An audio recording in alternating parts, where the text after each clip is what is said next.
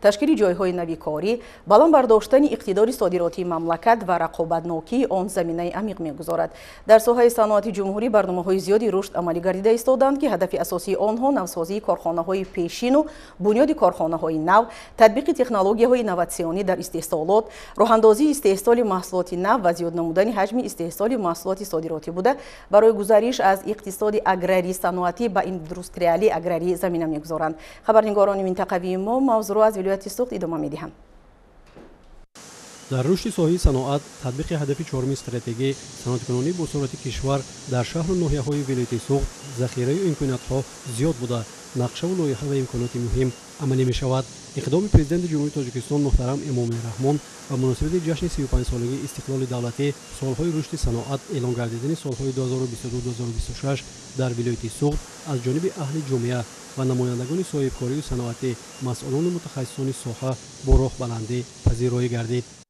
дар вилоят таҳияи нақшаи чорабиниҳои мукаммал аллакай оғоз гардидааст. давоми солҳои 2022-2026 дар вилояти Суғд зиёда аз 500 корхонаву коргоҳҳои нави саноатӣ бо зиёда аз 10 000 ҷойҳои нави кориро таъсис медиҳем. дар вилояти Суғд иқтидорҳои бузурги саноатӣ, потенсиали бузурги кадрӣ, захираҳои калони ашёи хом ва дигар имкониятҳои фароғ мавҷуд буда, баҳри рушди саноати ҷумҳурӣ санъатчиёни вилоят маҷмӯи тадбирҳоро амалӣ намуда истоданд. дар шаҳру ноҳияҳои вилояти Суғд дар натиҷаи амалӣ гардидани маҷмӯи тадбирҳо аз рӯи ҷамъбасти натиҷаҳои соли 2021 иқтидору ҳаҷми истеҳсоли маҳсулоти саноатӣ нисбат ба соли 2017 2,1 маротиба афзоиш дода, ҳиссаи вилояти Суғд дар маҷмӯи умумии саноати мамлакат ба 55% расид.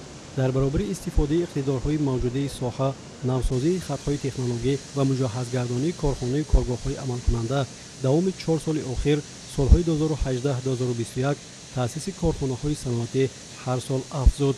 соли 2018 93, соли 2019 102, соли 2020 107 адад корхонаи коргоҳҳои саноатӣ таъсис ёфта ва фаъолият шурӯъ намуданд.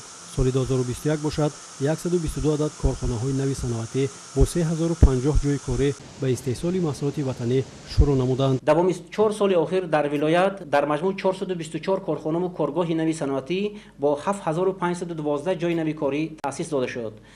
корхонаҳои таъсисдодашуда асосан дар соҳаи истеҳсоли маҳсулоти сохтмонӣ, саноати химия, саноати металлургия, саноати маҳсулоти хӯрокворӣ ва истеҳсоли маҳсулоти сохтмонӣ ва дигар самту соҳаҳои гуногуни соҳаи саноат таъсис дода шуданд.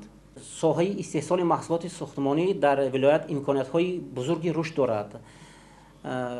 солҳои охир бо таъсис додани теъдоди зиёди корхонаҳо дар самтҳои гуногуни истеҳсоли маҳсулоти сохтмонӣ ба мо муяссар гардид, ки мо давра ба давра воридоти онро коҳиш диҳем ва содироти онро ба давлатҳои наздик, ҳамсоя ва дуру наздик ба роҳ монем. дар вилоят зиёда аз 200 корхонаву коргоҳҳои саноати соҳаи истеҳсоли маҳсулоти сохтмонӣ мавҷуд мебошад. аз ҷумла истеҳсоли семент, истеҳсоли шифр, истеҳсоли рангҳои молиданӣ, гашкартон ва дигар маҳсулоти сохтмонӣ ки имрӯз дар дохили кишвар талаботи калон мавҷуд мебошад, солҳои охир ба роҳ монда шуд.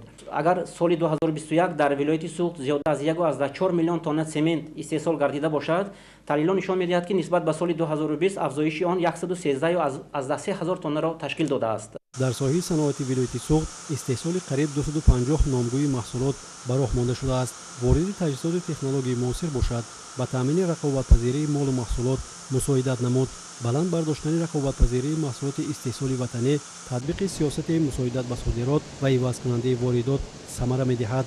афзоиши ҳиссаи маҳсулоти саноати ватанӣ дар бозори дохилӣ собитгари баланд гардидани сифат ва рақобатпазирӣ мебошад. корхонаҳои пешрафтаи соҳаи саноати дӯзандагии вилоят аз ҷумла корхонаи муштараки ҷавонӣ ва сатн зиёда аз 95% маҳсулоти худро ба давлатҳои аврупо мустақиман содирот карда истодаанд. дар баробари таъмин намудани бозори дохилӣ зиёда аз 500 000 тонна сементро ба давлатҳои ҳамсоя аз ҷумла ба ҷумҳурии Ӯзбекистон ва Қирғизистон содирот намоем. соли 2021 тибқи маълумоти расмӣ аз вилоят ба маблағи умумии 341,5 миллион доллар консентрат содирот шудааст, که با 54% تمام صادرات ولایت برابر می باشد. در ولایت سوخت بهر تأسیس و بنیاد 500 کارخانه کارگاه‌ها در دوره سالهای 2022-2026 در اساس نقشه، لایحه و بیزنس لایحه‌های صاحبکاران، سرمایه‌گذاران و صنایعچیان تدبیرها عملی گردیده به مرحله نوی رشد ساحه صنعت در ولایت سوخت زمینه خواهد گذاشت.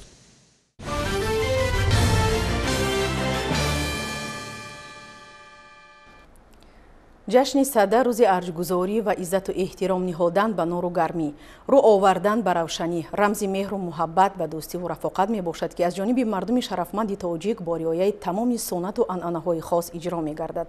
Бояд гуфт, ки баргузорӣ ба тариқи оммавию бошукӯҳ таҷлил кардани сада, ки таи солҳои охир дар мамлакат ба ҳукми анъана даромадааст, нишонаи иттиҳоду сарҷамъӣ ва ҷонибдории сокинони шарафманд аз сиясати пешгирифтаи роҳбарияти давлату ҳукумати ҷумҳурӣ ба ҳисоб меравад. дар шаҳри Кӯлоб сокинон ҷашни садаро бо риояи суннатҳои ин ҷашни ниёгон таҷлил карданд. дар шаҳри Кӯлоб бо шукргузорӣ аз ваҳдату ягонагӣ ва сиёсати фарҳангпарваронаи пешвои миллат муҳтарам Эмомалӣ Раҳмон аз ҷашни ниёгон садда таҷлил карданд. дар ҷашнгоҳ хурду бузург ба ҳам омада ҳамдигарро табрик мегуфтанд. мавриди зикр аст, ки садда ҷашни хеле қадимаи мардуми орённажод буда то замони мо аз насл ба насл гузаштааст ва дар маъхазҳои таърихӣ оид ба ин ҷашн зиёд нигошта шудааст. ҷашнгирии садда як нав туғёни ботинӣ мардум буд, ки алайҳи торикӣ, алайҳи зулумот, сардӣ яъне ошкор мекарданд. дар давраҳои қадим масалан миллати гузаштагони мо чун кешон диншон ҳамин буд, талаботшон ҳамин буд, эшон гулханҳо меафрохтанд. шаби ҳамун садда, яъне шаби 99 ба шаби 100 гулханҳои бисёр бузург меафрохтанд ва атрофи он гулханҳо давр мезаданд. як нав ниёише доштанд, як нав парастишҳое буд. бубинед ду мафҳум аст. мафҳуми хуршед, яъне рӯшноӣ ато мекунад барои мардум, меҳргон, ва дуюм оташ, оташ ки гармӣ медиҳад. ин ду мафҳум барои миллат, яъне ки як чизҳои бо арзиш маҳсуб гардида, як замон ҳатто мавриди парастиш ҳам қарор доштанд. дар як канори ҷашнгоҳ бо иҷрои яке аз суннатҳои ниёгонамон, ки дар ин ҷашн мегузарониданд, кишоварзон, хоҷагиҳои ниҳолпарварии минтақаи Кӯлоб ва хоҷагиҳои ҷангал намудҳои гуногуни ниҳолҳо, тухмиҳо, маҳсулоти ҷангалҳоро ба маъраз ва фурӯш гузошта буданд. сокинон аз кишоварзон ва мутахассисони соҳа маслиҳат пурсида ниҳолҳои ороишию сояафкан ва гулу бутаҳоро харидорӣ мекарданд. яке аз виҷоҳиҳои ҷашни сада ҳамин аст, ки аз қадимулаём деҳқонон байни ҳамдигар оварда дар ҷашни сада ниҳолҳои ҳар рангаи ҳар намудаи мевадиҳандаву сояафкан ҳамаамиро оварда ба якдигар пешниҳод мекарданд. мо ҳам имрӯз аз ноҳияи Мир Саид Алии Ҳамадонӣ як зиёда аз 1000 бех ниҳолҳои сояафкан ва мевадиҳандаро оварда инҷа ба намоиш гузоштем. суннати дигари ин ҷашн пешниҳоди тухмиҳои хушсифат мебошад. бостоншиносон мегӯянд, ки дар ин ҷашн кишоварзон тухмиҳои ғалладонагӣ, лубьёгӣ ва дигар намуди зироатҳоро дар гармӣ сабзонида аз рӯи боду ҳаво муайян мекарданд, ки кадоме аз онҳо ҳосили хуб хоҳад дод. яке аз вижагиҳои ҷашни садда ин муаррифии тухмиҳои ба ҳамон сол мутобиқ аст. яъне деҳқонон дар ҷашни садда тухмиҳоро омода мекарданд ва интихоб мекарданд, ки имсол вобаста ба боду ҳаво кадом намуди тухмиҳоро бояд корид. кооперативи тиҷоратӣ Мир Саид Алии Ҳамадонӣ, ки худ тухмипарварӣ аст, имрӯз дар ҷашни садда намудҳои гуногуни гандуму ҷав, ҷуворимака ва дигар донагиҳоро пешниҳод карданд ва онҳо яқинанд, ки имсол коридани ана ҳамин гандум дар заминҳои кишт хеле фоидаовар аст ва ҳосили зиёд ҳам ба даст овардан мумкин аст. кишоварзон аз ҷамоатҳои деҳоти шаҳри Кӯлоб намоишгоҳи маҳсулоти кишоварзиро низ ташкил намуданд. деҳқонон аз соли сипаришуда ва муваффақиятҳои ба дастовардаи худ нақл мекарданд. ҷашни садда дар баробари дигар бартариҳояш дар ин фасли сармо деҳқононро ба ҳам муттаҳид мекунад ва барои кишту кори имсола нақшаҳо таҳия менамоянд. эҳёи ин ҷашни ниёгон дар кори кишоварзон навгониҳоро ворид сохтааст. баъд аз истихолати комил расидани ҷумҳурии тоҷикистон бо ташаббуси асосгузори сулҳу ваҳдати миллӣ пешвои муаззам миллат як қатор ҷашну расму оинҳои миллии мо ки аз нади мазар дур монда буданд аз нав рӯи кор омаданд ва инам бошад ҷашни сада мебошад ки имрӯзҳо дар саросари ҷумҳурӣ ҷашнгирии ин ҷашни бузург рафта истодааст. ҷашни сада ин омодагӣ барои пеш аз ҳама барои деҳқон омодагӣ барои кишту кор аст ки ҳамарӯза деҳқонон имрӯзҳо тайёрии техника ва зироатҳои барои тайёрӣ намудани зироатҳои киштукори баҳорӣ тайёрии худро дида истоданд. маъхазҳои тарихӣ гувоҳи онанд ки сада ҷашни мардумист ва дар он занону мардон ва наврасону ҷавонон низ ширкат меварзанд. бонувони ҳунарманд дар ҷашнгоҳ хӯрокҳои миллиро пешниҳод менамоянд ки аксари онҳо аз донагиҳо мебошад. дар ҷашнгоҳ омода кардани хӯрок яке аз суннатҳои ин ҷашн ба шумор меравад. занони ҳунарманд бонувони ҳунарманде дорем ки ҳунарҳои гузаштаи моро то имрӯз эҳё карда омада истоданд. имрӯз занони мо хӯрокҳои миллӣ аз қабили хурутоб, шакароб, ширбиринҷ, ширруған, шакароб мана ҳунарҳое ҳастанд ки инҳо аз худи модарону бобо падару бобоёни мо ба мо мерос мондаанд ки мо рамзи инҳоро имрӯз дар ҳамин ҷашни сада тайёр кардем ва мо ҳамин ҳунарро боз ба наслҳои оянда мерос мегузорем бигузор ки доимо ҳамин халқи мо ҳамин хел сер бошад ҳамин хел обод бошему бо сари баланд ҳамин давлати тинҷу ободи худро нигаҳбон бошем. дар маркази ҷашнгоҳ гулхан афрӯхтанд ва дар гирди он ҷамъ омада шеърхонӣ карданд. раҳбарияти мақомоти иҷроияи ҳокимияти давлатии шаҳри Кӯлоб, муовини якуми раиси вилояти Хатлон ва дигар меҳмонон аз намоишгоҳи омоданамудаи сокинон ва кишоварзон дидан карданд. дар намоишгоҳ тамоми суннатҳои ин ҷашни ниёгон риоя гардида буд ва наврасону ҷавонон дар назди ҳозирон шеърхонӣ карда аз таърихи сада сухан гуфтанд. муовини якуми раиси вилояти Хатлон ва раҳбарияти шаҳри Кӯлоб иштирокчиён ва кӯли кишоварзонро бо ҷашни сада таҳният гуфта аз фазилатҳои ин ҷашн ёдрас шуданд. дар ҳолати тантанавӣ ба кишоварзони пешқадам ва фаъолон барои ташкили намоишгоҳ ва нишондодҳои меҳнатӣ ифтихорномаҳои мақомоти иҷроияи ҳокимияти давлатӣ супорида шуд. чорабиниро барномаи театрӣ кунонидашуда аз таърихи ин ҷашн бо баромадани шоҳ ба ҷашнгоҳ ва табрики мардум идома бахшида ҳунармандони вилояти Хатлон ва шаҳри Кӯлоб сурудҳо дар васфи сада ватан модар ва рақсҳоро пешниҳоди ҳозирон гардониданд. ширинҷон Сафарзода, Сайфиддин Исмоилов аз шаҳри Кӯлоб барои барномаи Навид.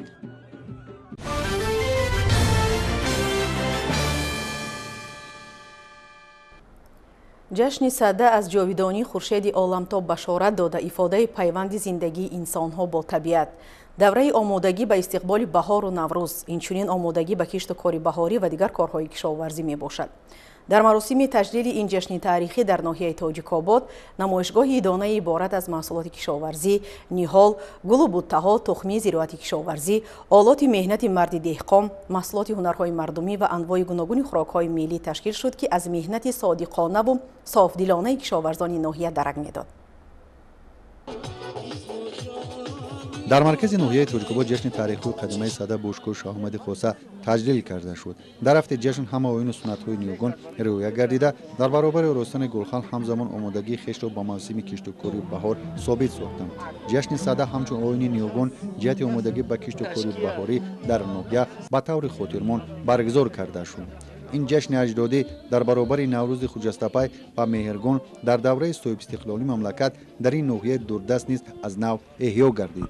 сада ба монанди наврӯз ва меҳргон таҷассумгари суннатҳои неки инсонист ки файзу баракати хуни пурнеъмати кишоварзонро инъикос менамояд. соли 2021 барои кишоварзон ноҳия соли бабарор ба ҳисоб меравад. кишоварзон ноҳия аз ҳамаи боду ҳавои мусоиди соли 2021 ва аз ҳамаи усулҳои агротехникӣ истифода бурда дар майдони умумии 1922 гектар кишти картошка ки зироати картошка яке аз зироатҳои асосии ноҳия ба ҳисоб меравад кишт заронданд.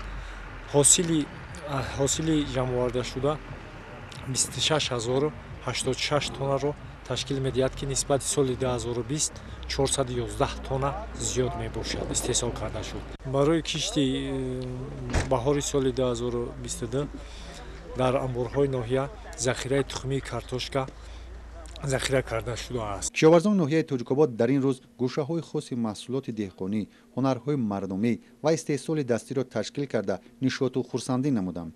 عاید به پیدایش و ماهیت جشن صده در سرچشمه‌های تاریخی و ادبی روایت‌های مختلف زیادند. جشن مذکور بعد از 100 روز آغاز زمستان یعنی 50 روز و 50 شب تا نوروز جشن گرفته می شود که از این سبب آن را جشن صده نام نهادند. تا امروز به ناحیه 31 عدد تراکتور امتیازی 82 یک اسیاب کارخانه واحدی دولتی جمهوری تاجیک اگرالیزینگ وارد شده است. ما در این عید صده یک بار دیگر تکنیک ها را از نظر گذرانیم. بعد تعمیری جاری که همه تکنیک های ما آماده به کشت کار بوده.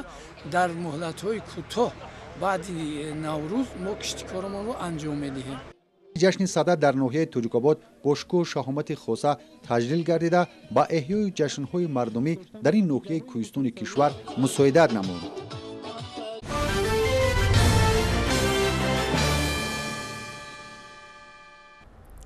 در ناحیه واسه آمادگی‌ها به موسم آبیاری زمین‌های کشاورزی ادامه دارند. در آبانبار سیلبور واقع در جماعت دهاتی به نام میرعلی محمدعلیف برای آبیاری 1800 گکتار زمین‌های کشاورزی به قدر 10 میلیون مکعب آب ذخیره کرده شده است. جزئیات بیشتر در مطلب خواجه نظریف. این آبانبار سیلبور است. مساحت 310 گکتار را تشکیل داده است.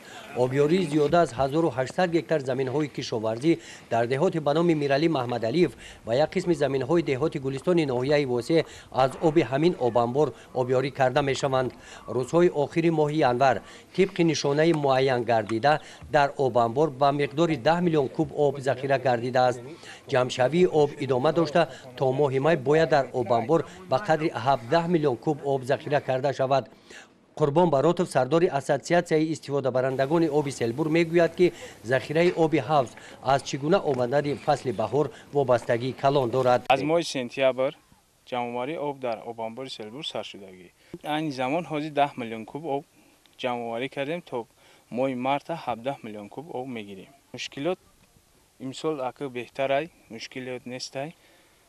از سال گذشته خیلی خوب است. آبانبار سیلبور تاریخ شبکه آبیاری تنابچی از دریای سرخاب با آب پر می‌گردد. مساحت این شبکه 18 کیلومتر را تشکیل داده در حالت صدموی قرار داشته. مثل این قطعه‌های دیگر آن تیز ویران گشته مدت‌ها صد راه جاری گشتن آب به آبانبار می‌گردد. متخصصان در آن نظرند که یکی از راه‌های سریع وقت پر کردن آبانبار سیلبور از نوسازی شبکه آبیاری تنابچی میباشد. گزارش خواجه نظریف خدای نظر ظهوروف از ناحیه واسع برای برنامه اطلاعاتی نوید.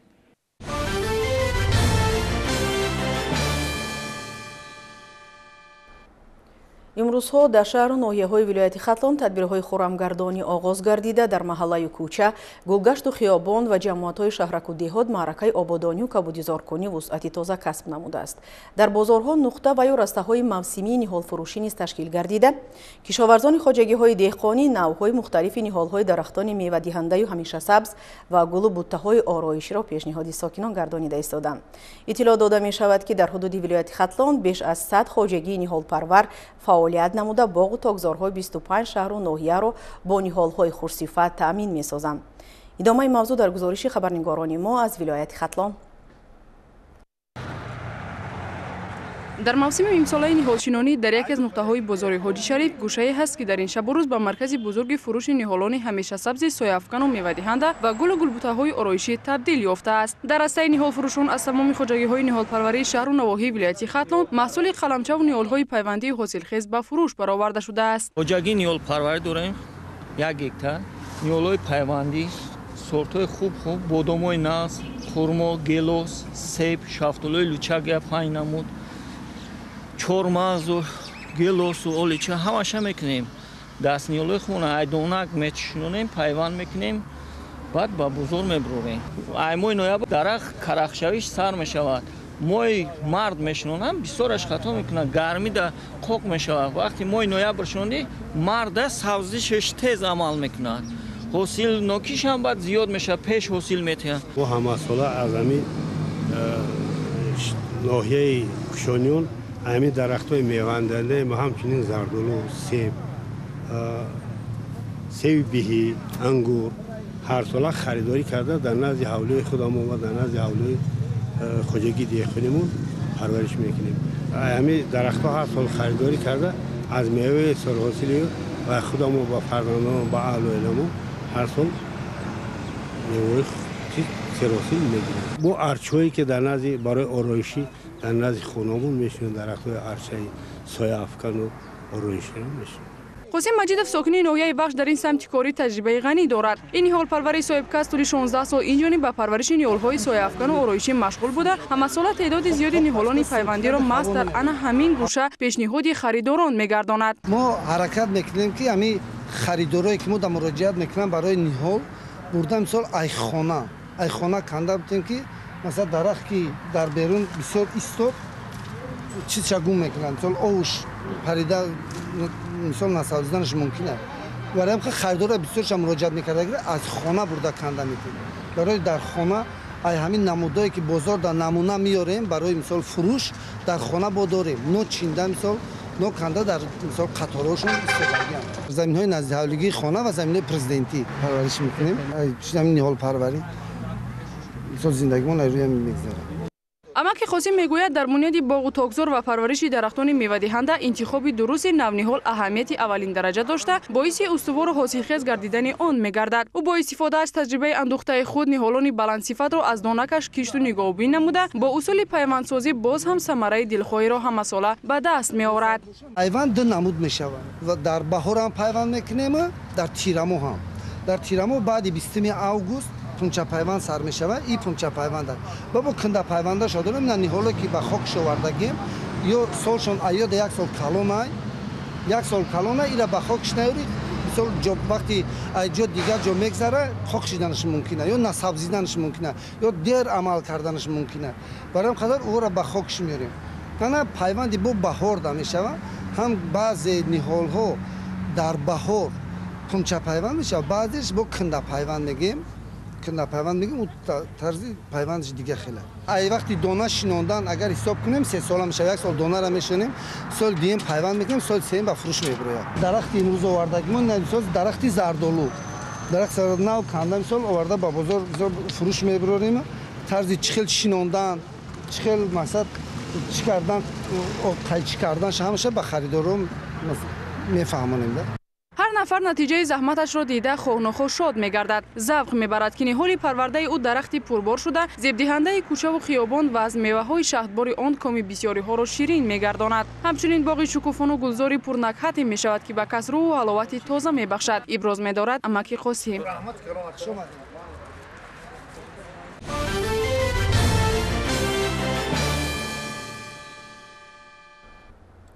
بحری سرسبز و خرمگردانی کوچه و خیابان‌های شهر ترسونزاده کارهای سازندگی و آبادانی متشکلانه جریان دارند. از طرف ساکنان و کارمندان کارخانه و تشکیلات در همه موضع‌ها تدبیرهای کبودیزارکنی و خرمگردانی خوب به راه مانده شده است. در شاهراه دوشنبه ترسونزاده باشد هر دو طرف راه و توقفگاه‌ها پرره آباد و زیبا کرده شده در آنجا گل‌های آرایشی شنانیده می‌شود. از رفت کارهای آبادانی و سازندگی خبرنگاران ما اطلاعی بیشتر دارند. доир ба кабудизоркунӣ ва хӯрамгардонии кӯча ву хиёбонҳои шаҳри турсунзода имрӯзҳо корҳои назаррас бо маром идома дорад.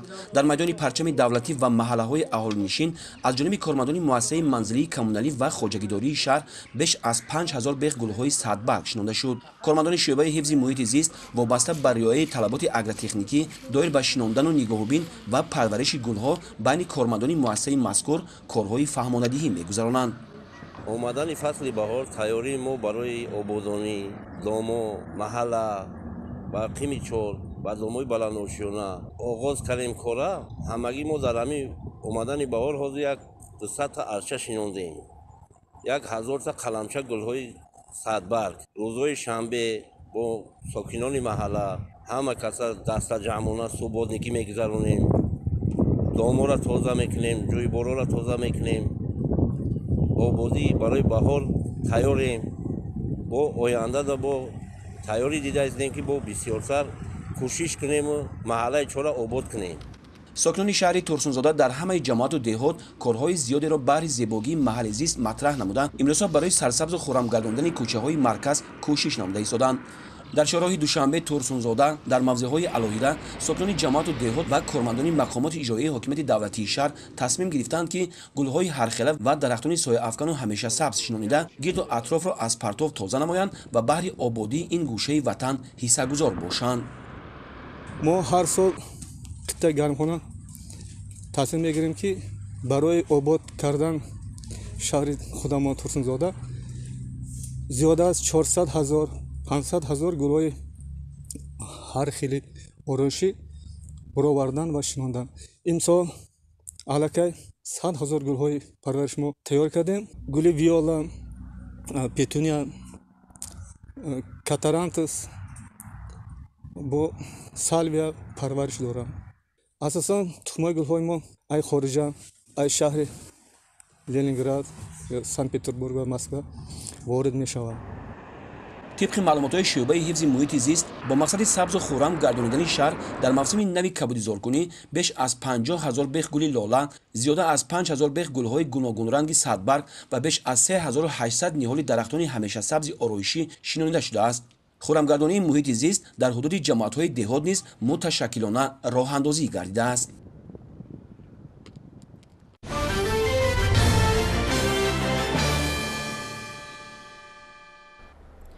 дар шаҳри ҳисор бо иштироки намояндагони кумитаи кор бо ҷавонон ва варзиши назди ҳукумати ҷумҳурии Тоҷикистон таҳти унвони «Мо пайравони пешвои миллатем» ҳамоиши гирандагони стипендияи президентӣ доир гардид. дар ин чорабинӣ аз 8 шаҳру ноҳияҳои тобеи марказ хонандагони фаъол ширкат намуданд. ҳамкоронамон Хуршед Ҳалимов ва Тоҳир Сулаймонов аз ҷараёни ин ҳамоиш гузориш медиҳанд. дар коқи фарҳанги шаҳри ҳисор ҳамоиши гирандагони стипендияи президентӣ таҳти унвони «Мо пайравони пешвои миллат» аз 8 шаҳру ноҳияҳои Турсунзода, Шаҳринав, Ҳисор, Файзобод, Рӯдакӣ, Ваҳдат, Роғун ва Варзоб доир гардид. дар ҳамоиш раиси кумитаи кор бо ҷавонон ва варзиши назди ҳукумати ҷумҳурии Тоҷикистон Раҳмонзода Абдулло Қурбоналӣ ва роҳбарияти шаҳри Ҳисор Шарифҷон Ҷумазода зимни баромадҳои хеш иброз доштанд ки дар заминаи сиёсати хиратмандонаи асосгузори сулҳу ваҳдати миллӣ пешвои миллат президенти ҷумҳурии Тоҷикистон муҳтарам Эмомалӣ Раҳмон ҷавонон дар самтҳои мухталифи соҳаҳои иқтисодию иҷтимоии кишвар пайваста дастгирӣ ёфта сиёсати давлатии кор бо ҷавонон дар меҳвари сиёсати иҷтимоии давлат ва ҳукумати кишвар қарор гирифтааст. ҳамчунин қайд карда шуд ки таъсис ёфтани стипендияи президенти ҷумҳурии Тоҷикистон барои наврасону ҷавонон намунаи олии таваҷҷӯҳи пешвои муаззами миллат нисбат ба насли ояндасози кишвар буда барои ҳавасманд намудани насли ҷавон ҷиҳати ба таҳсилот муносиб фаро гирифтани онҳо ва ташаккул додани маҳорат ва малакаю истеъдоди онҳо мусоидат менамояд. роҳбарияти шаҳри Ҳисор низ дар баромадҳояш қайд намуд ки дар ҳақиқат имрӯзҳо наврасону ҷавонони шаҳри Ҳисор ҷавобан ба ғамхориҳои ҳукумати мамлакат махсусан асосгузори сулҳу ваҳдат пешвои миллат муҳтарам Эмомалӣ Раҳмон тамоми саъю талоши хешро ба донишандозӣ, интихоби касбу ҳунарҳои муосир, ободиву пешрафти сарзамини аҷдодӣ, ҳимояи ватан, рушди илму техника ва бунёдкорӣ равона сохтанд. ба шарофати кӯшишу талошҳои сарвари давлат сиёсати давлатии ҷавонон ба таври комил таҳризӣ шуда марҳила ба марҳила дар амал татбиқ мегардад. ин бахусус дар шаҳри Ҳисор дар самти донишандозӣ мусоидат ба рушди маҳорат ва малакаи ҷавонон, омӯзиши забонҳои хориҷӣ, технологияи компютерӣ ва ихтисосу ҳунарҳои замонавӣ баръало эҳсос мегардад. пас аз суханрониҳо аз ҷониби раиси кумита маблағҳои ҷудогарда аз фонди махсуси президенти ҷумҳурии Тоҷикистон ба ҳар як гирандаи стипендияи президентӣ тақдим гардид. дар охир аз ҷониби гирандагони стипендияи президентӣ ба асосгузори сулҳу ваҳдати миллӣ пешвои миллат муҳтарам Эмомалӣ Раҳмон муроҷиатнома бо ҳамовозиву якдилӣ қабул гардид. барномаи фарҳангии чорабинӣ ки аз ҷониби сарояндагони кишвар ташкил гардида буд пешкаши ҳозирин карда шуд.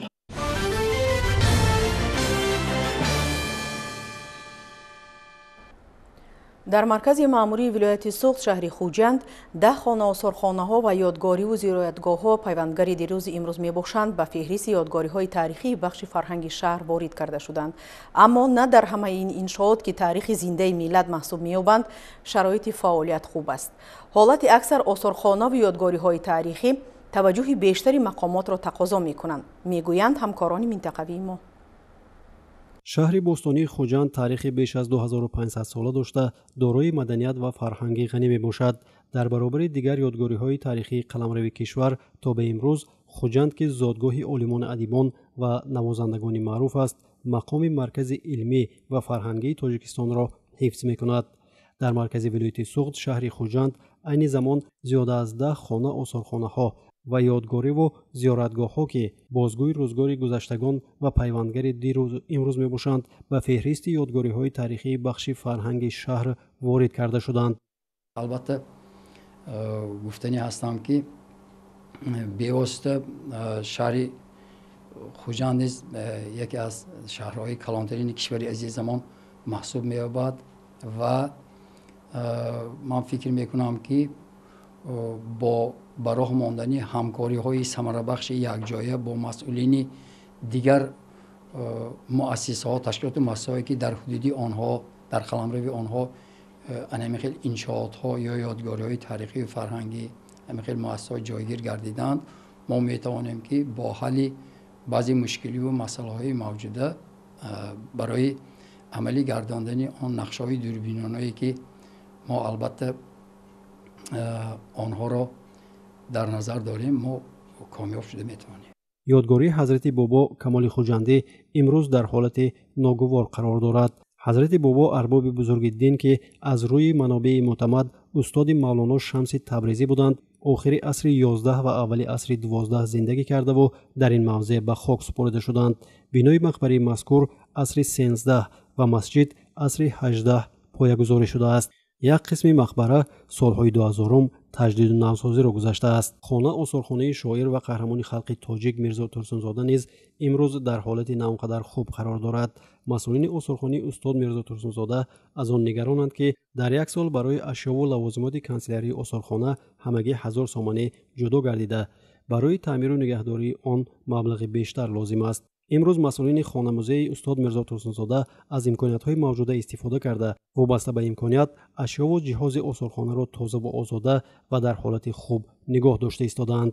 من توسط رسانه‌های اخبار یا من واسطه تلویزیون رادیو می‌بینم میشنوم بسیار خرسند میشوم که جناب عالی پیشوای ملت محترم امام علی رحمان همین چیز برای من خیلی جالب است که در قطار بسیار چیزهایی که جانبداری میکنند میگویند که با یادگاری های تاریخی و زیارتگاه ها اعتبار مخصوص داده شود. در تکیه به گفتار جناب عالی اگر مقامات های محلی یا جمهوریوی حتی به همین چیز اعتبار دهند که در خوجند باستان هم همین دو آثارخانه ادبی هست که این حیات ادبی ولایت را رونما میکند به همین اگر هر سری چند وقت یک مبلغ جدا کنند گمان میکنم که کار ما باز بهتر و شرایط کاری و آرایش و پاینده نگاه داشتن چیزهای گرانبهای آثارخانه باز آسان‌تر می‌شود. احیای سنت‌های ملی و حفظ و ترغیب یادگاری‌های تاریخی و فرهنگی